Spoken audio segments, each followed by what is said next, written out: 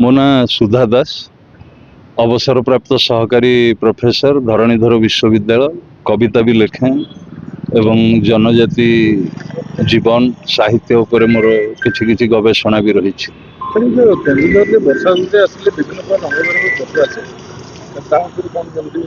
देखु आम केन्दुझर कौन समग्र पृथ्वी रे प्राय 2000 रु अधिक प्रकार छतु देखा मिले।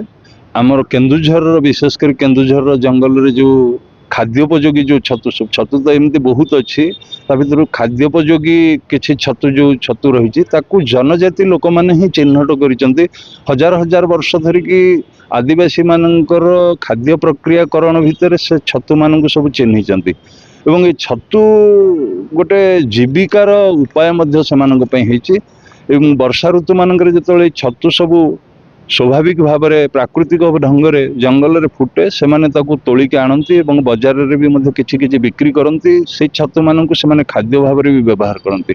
आमर गोटे साधारण भय रही जंगली छतु विषाक्त हो खाइले कौन हम देह पा खराब हम कहीं मरी जाई पारती। आम एमती भी खबर शुणीचु खबर कागज बेले बेले बाहर विषाक्त छतु खाई कहीं मरी खबर भी आसी प्रकृति में जो विषाक्त छतु खाई मरबार कथा कह ज्ञानर अभाव जो मैंने प्रकृति में से छतु मान चिन्हिंट जानी विशेषकर जंगल को जो मैंने जानी प्रकृति की जो मैंने पढ़ी एवं प्रकृति जो उपादान सब रखी मनुष्यर जीवन धारण ताकू भल भाव में बुझी आदिवासी लोक मैंने। तेणु आदिवासी मानकर जनजाति मानकर जो पारंपरिक ज्ञान अच्छी पारंपरिक ज्ञान कौशल अच्छी ताहा तांको सेमानंक जीवन धारण में सहायक हुए। आमर सभ्य मनुष्य भली बा मुख्य स्रोतर लोक मानंक भली आदिवासी माने एमिति सब आमर आधुनिक खाद्य सेमानंक पाखरे उपलब्ध नुह। से माने खाद्य पई जीवन धारण पई जंगल पर निर्भर करती। तेणु जंगल पर निर्भर कर जंगल रे साहित्य होइतिबा खाद्य से माने व्यवहार करती। केवल छतु नुह विभिन्न गछर पत्र को से माने साग भाव में व्यवहार करती, गछर मंज को व्यवहार करती खाद्य भाव में, गछर मूल को भी खाद्य भाव में व्यवहार करती। सेमती छतु से गोटे प्रिय खाद्य एवं यही छतु को से चिन्हिंट कौ खाद्य कौ छतु केमिति अवस्था फुटी कौटी फुटी एवं ये छतुर गोटे प्रकार भेद अच्छी। जमी आम बाउंश मूल मानक गोटे प्रकार छतु मिले बाउंश छतु साधारणतः आम बाउंश छतु खाऊ ना किंतु सेमाने ताको खाद्योपयोगी छतु भाव में व्यवहार करमती। बेनुआ छतु अच्छी जोटा को बिहुडुणी छतु कहुँ केवल वर्षा ऋतु में फुटे। सेमती बड़ छतु अच्छी जो बड़ छतुटा को अन्य अंचल आम देखीचु गर्जन छतु बा घड़घड़ी छतु बोली कहुए। आमर केन्दुझर रे आदिवासी माने ताको बड़ छतु बोली कहती। बड़ छतु ये कहती जे सान माने छोट पिला माने ताको खाइले हजम करें ना बोली से गरिष्ठ बोली बड़ लोक मैंने व्यवहार करती से ना है बड़ छतु। सेमती विभिन्न प्रकार पत्र पचिले पत्र डिकम्पोज हेले छतु फुटे। जमी नड़ा डिकम्पोज हेले नड़ा पाल पचिले पाल छतु सृष्टि होती सेमती पत्र मानक भी छतु तैयारी हुए। तेणु विभिन्न भेराइटीर पत्र छतु आमर बजार में देखा मिले। ये पत्र छतु सब खाद्योपयोगी। ये छतु मानकर रंग अधिकांश देखिए धला।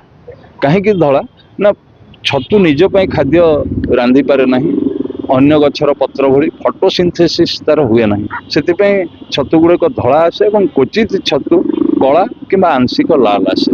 आम जो छतु आम देखुं धला टिके टिके हलदिया चिन्ह टिके टिके लाल चिन्ह थाईपे मुख्यतः से सब धला छतु और ये छतु गुड़ाक हूँ फंगी। फंगी की आम ओडिया छती कहते छतु से आसी ना दिखाई छत्र आकार होता है तार आकृति भी छता भली होता है।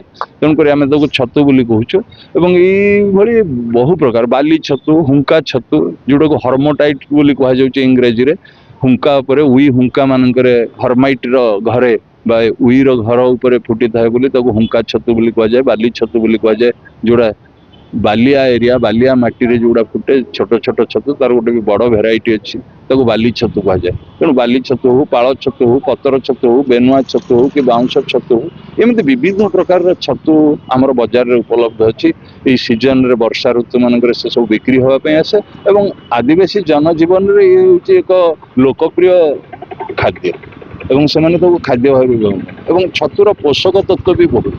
न्यूट्रिएंट्स भैल्यू जहाँ आम कहीपर तार भी बहुत अच्छी से कथा आदिवासी लोक मैंने जानती साधारण लोक जो छतु खावाई भय करती से निर्भय निसंकोच खाई पारती ये से छतुर गुणवत्ता से मैंने जानती ये जानवाटा ये ज्ञानटा से पाठ पढ़ी बही पढ़ी जाना पुरुष पुरुष धरिकी बाप जेजेपा गोसप अमल बणरे रहा फल जंगल रहा फल प्रकृति कूल रहा फल प्रकृति की से अधिक चिन्हित तेणु प्रकृति जो खाद्य देती से खाद्य सहित परिचय कि पिलाटी दिनू तेणु से पारंपरिक ज्ञान कौशल सूत्र में पाई खाद्य प्रक्रियाकरण ज्ञान को विनियोग करके छतु मानकर उपयोग करती जहाँ आम क्षेत्र में हम ना आम बिक्री आसी छतु मान को सन्देह दृष्टि देखते काले विषाक्त हो कौन हो खाइबा ना किंतु से निसंकोच खाद्य व्यवहार करें जो छतु खाऊँ केवल बाली छतु पाल छतु चाष होता कृत्रिम उपाय चाष होता छतु व्यवहार कर प्राकृतिक खाद्यर भंडार भाव में छतु एक पुष्टिकर खाद्य एक जनजाति लोक मैंने जानी से खाद्य व्यवहार करते।